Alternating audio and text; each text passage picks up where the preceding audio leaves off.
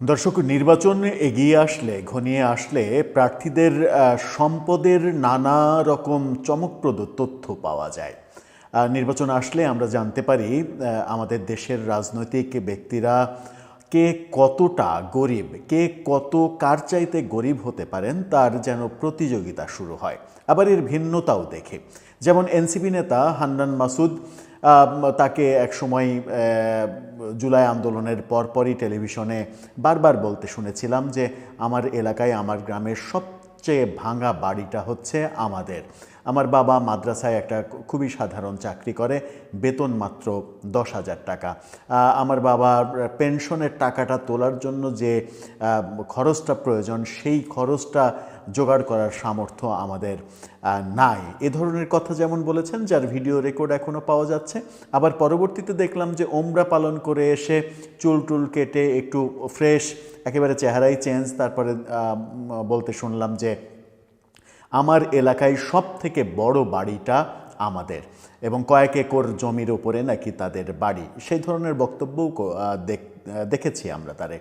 এবার নির্বাচনে বাবা এবং ছেলে একই আসনে তারা নির্বাচন করছেন। সেখানে দেখা গেল যে বাবার চাইতে ছেলের সম্পদের পরিমাণ বহুগুণ বেশি, এবং ছেলে হান্নান মাসুদ, যিনি 1 বছর আগেও বলেছেন যে তার গ্রামের সব থেকে ভাঙা বাড়িটা তার, তিনি হলফনামায় বলেছেন তার 98 লাখ টাকা রয়েছে। এই ব্যাপারগুলো আমরা নির্বাচন আসলেই মোটামুটি টের পাই, কে কতটা গরিব, কে কতটা বড়লোক, কার কি অবস্থা হলো। আবার আমরা দেখেছি যে সাবেক উপদেষ্টা নাহিদ ইসলাম, তিনি যখন উপদেষ্টা পরিষদ থেকে পদত্যাগ করেন, তখন তিনি একটা ফেসবুক স্ট্যাটাসে বলেছিলেন যে তার ব্যাংক অ্যাকাউন্টে ওই সময় মাত্র আছে 10,000 সামথিং টাকা। ফেব্রুয়ারির 26 তারিখে তিনি পদত্যাগ করেছিলেন। ফেব্রুয়ারি থেকে ডিসেম্বর 10 মাস, এই 10 মাসে এসে নির্বাচনী হলফনামায় আমরা দেখলাম যে তিনি বলছেন তার বছরে ইনকাম 16 লক্ষ টাকা, তার পেশা হচ্ছে পরামর্শক। এই ব্যাপারগুলো আমরা দেখছি। এবার আরও একটু বেশ মজার এবং চাঞ্চল্যকর খবর এসেছে। একটি দল চালান, একটি দলের নায়েবে আমির এবং খুবই সম্ভ্রান্ত পরিবারের একজন মানুষ, ইসলামী আন্দোলনের নায়েবে আমিরের কথা বলছি, হুজুর মুফতি ফয়জুল করিম। তিনি এবার বললেন যে তার ব্যাংক অ্যাকাউন্টে মাত্র 1,000 কয়েক টাকা আছে। যার ব্যাংক অ্যাকাউন্টে মাত্র 1,000 কয়েক টাকা আছে, তিনি কিভাবে এই নির্বাচন করবেন, নির্বাচনে লক্ষ কোটি টাকা খরচ করবেন? এই প্রশ্ন তো যে কেউ করতেই পারেন। আদতে নির্বাচনী হলফনামায় তিনি কি বলতে চাইলেন? কেন এরকম একজন সম্ভ্রান্ত মানুষ, এরকম একজন বড় রাজনীতিবিদ, এরকম একজন বড় হুজুর, বাংলাদেশের বড় একজন ওয়াজি, বড় একজন পীর, তার ব্যাংক অ্যাকাউন্টে মাত্র 1,000 টাকা কেন থাকবে? চলুন একটু ভেতরে ঢোকার চেষ্টা করি। নির্বাচনী হলফনামায় তিনি কি বললেন সেগুলো জেনে বোঝার চেষ্টা করি যে এই ব্যাংক অ্যাকাউন্ট, একমাত্র ব্যাংক অ্যাকাউন্ট যেখানে মাত্র 1,000 টাকা আছে, সেই রহস্যটা আমরা খুঁজে পাই কিনা। যেমন আমরা রহস্য খুঁজে পাচ্ছি না সাবেক উপদেষ্টা নাহিদ ইসলাম যখন উপদেষ্টা পরিষদ থেকে পদত্যাগ করেন, তখন তিনি জানিয়েছিলেন যে সোনালী ব্যাংকে উপদেষ্টা হওয়ার পরে উপদেষ্টার সম্মানী নেওয়ার জন্য একটা অ্যাকাউন্ট করেছিলেন, যে অ্যাকাউন্টে 10 লাখ সামথিং টাকা জমা হয়েছিল, 9 লাখ সামথিং টাকা তুলেছেন, 10,000 সামথিং টাকা তার ওই অ্যাকাউন্টে আছে। পরবর্তীতে আমরা 10 মাসের মাথায় একটা ব্যাপক চেঞ্জ দেখলাম। এই চেঞ্জগুলো হওয়া স্বাভাবিক। এবার আমরা একটু মুফতি ফয়জুল করিমের ব্যাপারটা একটু জানার চেষ্টা করি, বোঝার চেষ্টা করি। তিনি হলফনামায় তার সম্পদের হিসাব কি দিলেন। নির্বাচনী বৈতরণী পার হতে তাহলে জনতার কাছ থেকে ক্রাউড ফান্ডিংয়ের প্রয়োজন তার হবে কিনা? থাকবেন পলিটিক্স টিভির নিয়মিত আয়োজনে।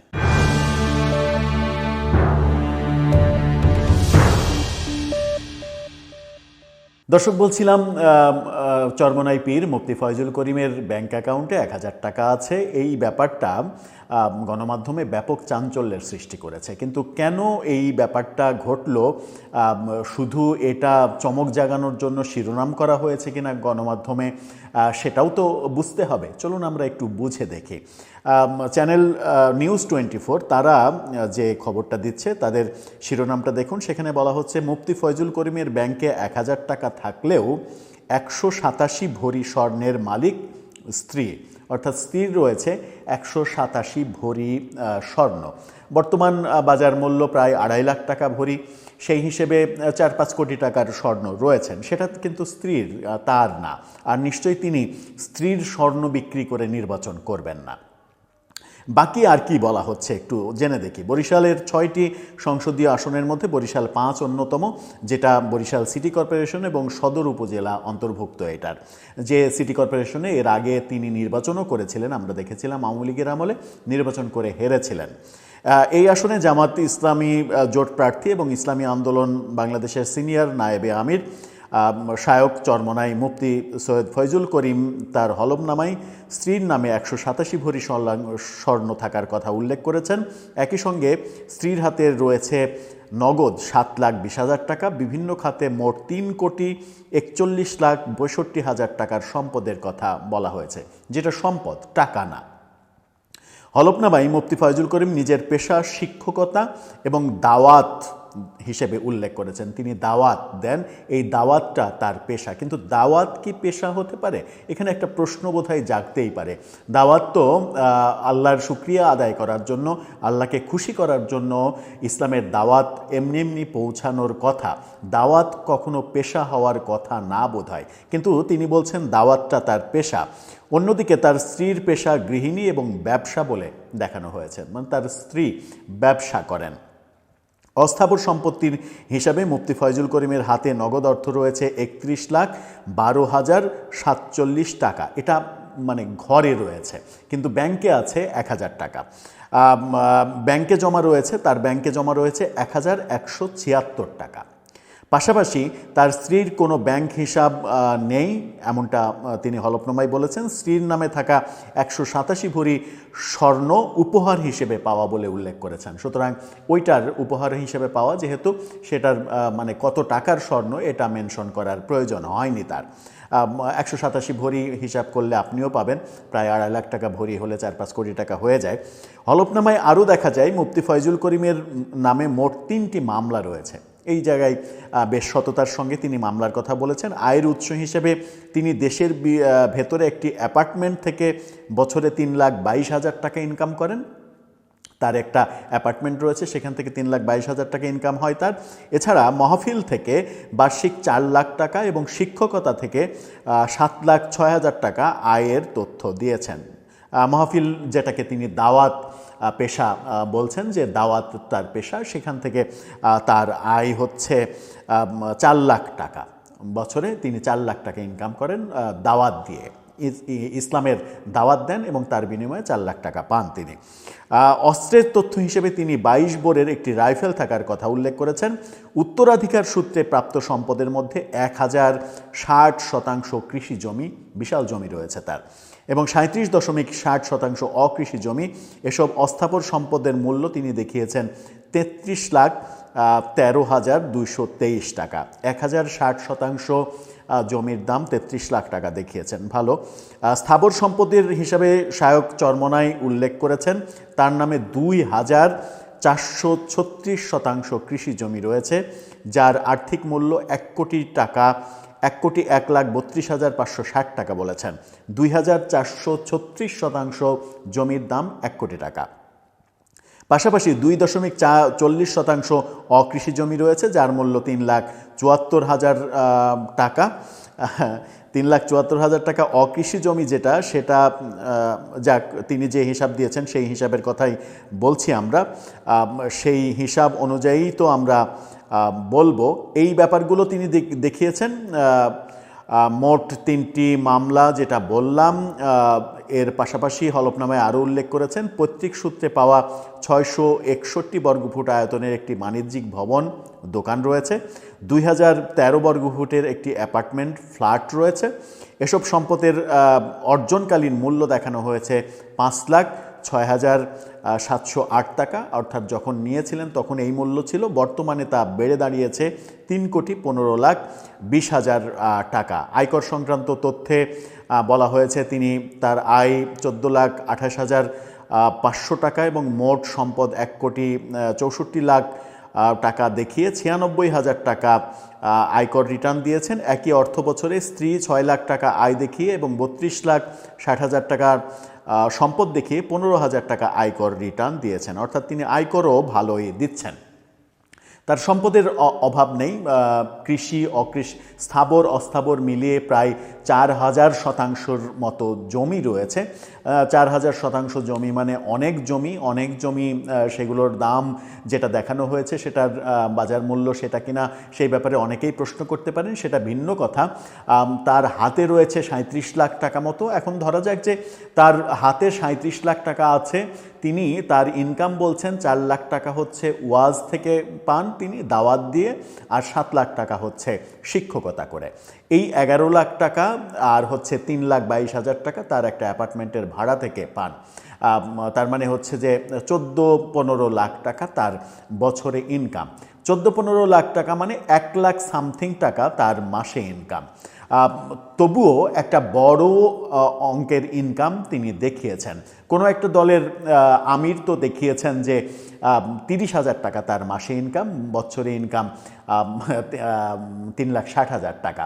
এই যে দেখানোগুলো, মানে কারো ইনকাম যদি 30,000 টাকা হয় মাসে, কারো ইনকাম যদি 50,000 টাকা হয়, কিংবা কারো ইনকাম ধরে নিলাম যে হুজুর মুফতি ফয়জুল করিম তিনি বলছেন যে 1 লাখ সামথিং টাকা তার ইনকাম, তার ওই স্থাবর অস্থাবর সম্পত্তি যদি বাদ দেওয়া যায় তাহলে 1 লাখ টাকা দিয়ে মানে একটা সংসার চালানো, ঢাকা শহরে থাকা, বরিশালে থাকা, দল চালানো, এই ব্যাপারগুলো একটু কনফিউজিং মনে হয়। কিন্তু তারটা অতটা কনফিউজিং মনে হয় না যখন অন্যটা শোনা যায় যে অন্য একটা দলের মানে আমির প্রধান বলছেন তার মাসে ইনকাম 30,000 টাকা, তিনি একটা দলের অন্যতম বড় দলের তিনি প্রধান, দল চালান, তার সংসার চালান, ঢাকা শহরে থাকেন। সব মিলিয়ে ব্যাপারগুলো এলোমেলো মনে হয়। তার চাইতে মনে হয় যে নাহিদ ইসলাম যে বলছেন যে বছরে 16 লাখ টাকা তার ইনকাম, মাত্র 10 মাস আগে যার 10,000 টাকা সামথিং ব্যাংকে ছিল, তিনি 10 মাসের মাথায় এসে বলছেন 16 লাখ টাকা ইনকাম, এটা বরং একটু মানে বিশ্বাসযোগ্য, অধিক বিশ্বাসযোগ্য। সবটাই বিশ্বাসযোগ্য, কেউ তো আর ভুল বলছেন না, কেউ তো মিথ্যা বলছেন না। হয়তো তারা এরকমই, তারা আসলে গরিব, এবং তারা গরিব বলেই তো রাজনীতি করছেন। গরিব মানুষেরাই তো রাজনীতি করে, কারণ রাজনীতিবিদদের তো আর পাশে তেমন কোনো পেশা থাকে না। যদিও চরমনাই পীর হুজুর তিনি বলছেন তার পেশা রয়েছে শিক্ষকতা এবং দাওয়াত তার পেশা, এটা একটা সুন্দর দিক। পেশা যদি না থাকে, ব্যবসা যদি না থাকে, তাহলে রাজনীতি করা তো মুশকিল। কিন্তু পেশা থাকার পরেও, একটা 2টা 3টা পেশা থাকার পরেও যখন একটা মানুষের ইনকাম মাসে 30,000 টাকা হয়, কিংবা মানে কোনো একটা দল বলছে যে আমার মাসে 50,000 টাকা কিংবা 60,000 টাকা ইনকাম, কেউ বলছে যে আমার মাসে 1 লাখ টাকা ইনকাম, সেটা কতটা মানে সেটার উপরে কতটা আস্থা রাখা যায় যে এই পরিমাণ টাকা ইনকাম করে নিজের সংসার চালানো, এই সামাজিক সর্বোচ্চ পর্যায়ের মানুষ হিসেবে সমাজ মেনটেন করে চলা, গাড়ি নিয়ে চলা, রাজনীতির ব্যাপারগুলো মেনটেন করা, দল চালানো। দল যদিও দল চালায়, তারপরেও তো দলে ডোনেট করতে হয়, বিদেশ সফর, এটা ওটা সব মিলিয়ে ব্যাপারগুলো কোত্থেকে। ধরেন যে মানে আমি যদি এখন ইংল্যান্ডে যেতে চাই, ইংল্যান্ডে যাওয়া এবং আসা, রিটার্ন টিকিট করতেই তো আমার 4-5 লাখ টাকা লাগবে। তো 4-5 লাখ টাকা যদি রিটার্ন টিকিট করতেই লাগে, আমার বছরে যদি ইনকামই হয় 3,60,000 টাকা, তাহলে আমি হুট করে একদিনের নোটিসে চাইলেই তো আর ইংল্যান্ডে চলে যেতে পারবো না, চাইলেই চীনে চলে যেতে পারবো না, চাইলেই আমেরিকা চলে যেতে পারবো না।